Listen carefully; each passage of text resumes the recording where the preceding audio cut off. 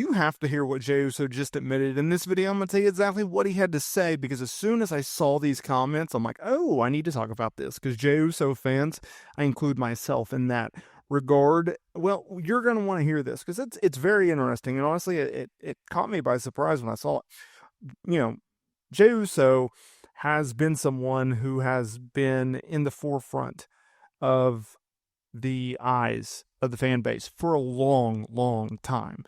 If you look at it like this, going back to his days in a tag team with his brother Jimmy, in my opinion, the greatest tag team of the modern day era that we are in right now. It's not the Young Bucks, it's not the not the New Day, it's the Usos. I stand by that. I think that is the case. But as good as they were as a tag team, as much success as they've had as a tag team, I also think they've had more of an impact as part of the bloodline with Roman Reigns. But for Jey Uso, it's him as a single star, right? What he's been able to do just this year, even going back into late 2023, when he opted to go on his own, becoming a singles guy, going over to Monday Night Raw, after his pairing with Cody Rhodes as a tag team, it's been masterful. It's been masterful. He's had ups, he's had downs, but more importantly, he's been booked in top-tier programs consistently on television. That's what Jey Uso has been able to do.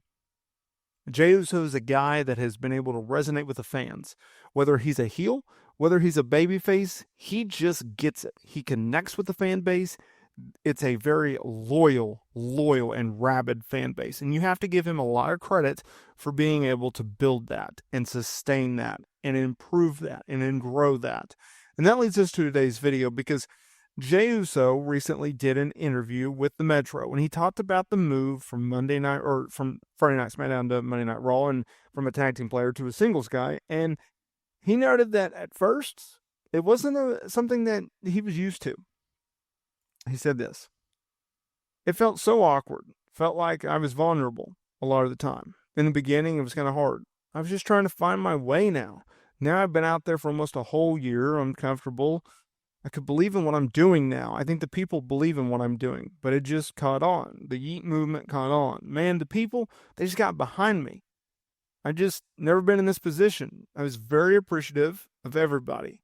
I think because they just watched me grow on TV. And they watched the ups and the downs the whole time. They were just rooting for me, end quote. So exactly what I had to say just a minute ago. Jey Uso knows how lucky and fortunate that he is to have a fan base who is stuck with him. You're a heel, you're a babyface, you're a tag team, you're singles, we're with you. We want to see you succeed. All the times that he went and tried to get a singles championship, whether it was a World Championship against Damian Priest at Backlash France, in one of the most idiotic booking finishes I've ever seen. Oh, Damian Priest wanting to win the championship has the Judgment Day screw Jey Uso out of the championship. Him going forward with the pinfall, even though he was outraged, stopping the beatdown afterwards, it was just bad. It was just bad. All the times that he would go and challenge for the Intercontinental Championship, yet fall short. All of the ups, all of the downs, all of the triumphs, all the losses. Everything. Fans base has stuck by him. And more importantly, and more impressively, he's been able to grow that fan base. And so if you look at it from that point of view, it's like, oh, well, this guy's different. And then like you see all the metrics and it's like, oh, well, when he's on television, his ratings go up. And when he's featured on promotional material, he sells tickets. And when he's mentioned on social media, his engagement goes up. And he continuously sells a ton of merch. He's top 5 merchandise sellers of 2024 for WWE. That's a big deal. That's something in which you can hang your hat on. That is something in which you should be proud of, because being able to sell merch will get you further than having great matches. The ability to tap into a fan base, to grow a fan base, to have a community that you can rely on and that they can help push you in the eyes of the office, that's a major deal. That's something that you have to look at and go, oh, okay, this is different, right? Because he had a lot of setbacks this year. I understand that he won the Intercontinental title from Braun Breaker. I also understand that he lost the title to Braun Breaker. But yes, it was great to see him get that championship opportunity. It's unfortunate that he did not get to hold the championship as long as he could have. I thought it was a very, very short and brief reign to the point where I kind of question why they did it. I think it was more of a panic move because it's like, okay, we got to give him the title, shut these people up, but he's also got to be part of the bloodline. So it's like, well, we'll do it, but we'll do it really, really fast. And he's kind of rushed it, and it's just like, okay, whatever. It almost seems like they're like 2025. That'll be Jey Uso's championship run, right? We have to get through the bloodline thing, and I'm still convinced. I know Jimmy's out with a broken toe right now.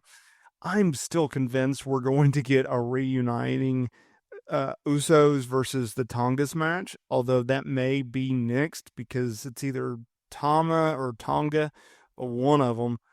They got a torn triceps, so they're going to be out for at least 3, 4, 6, 7 months, right? Like that kind of nicks things. So I'm hoping as we go into 2025, they will book him back as a Intercontinental Champion, right? Because I think Braun Breaker, I could easily see him as World Champion in 2025, right? It's like, who's going to beat Gunther for that title? You need someone. And Gunther, just like he did with Sammy, you need a prominent name to beat him.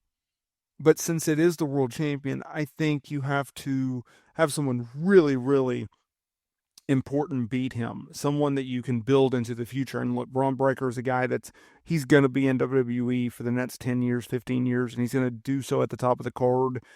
He's got the in-ring ability. He's got the charisma. He's still working on his promos, but he's very, very good. He's going to be the next guy. Having him beat Gunther, that would be interesting. That would probably be the way to do it. But with Jey, I can absolutely see him going back, being part of the Intercontinental title picture. And more importantly, not just be part of the picture, I see him being the picture. I see him being the champion. And I think if they go about it like that, I actually think that would be the way to go. Whether or not they can move forward with him long term, obviously that's going to be up to WWE, Triple H, and the rest of the creative team in terms of, how far they see him going. But he's so good. He's so good on the mic. He's so good in the ring, Jey Uso. He's got a lot working for him. And I think if you don't book him as an Intercontinental Champion or a World Champion, and then that's, I don't know, 8 months, I think it's a disservice to him. I think it's a disservice to the fan base to not be able to get that. But we'll see. We'll see.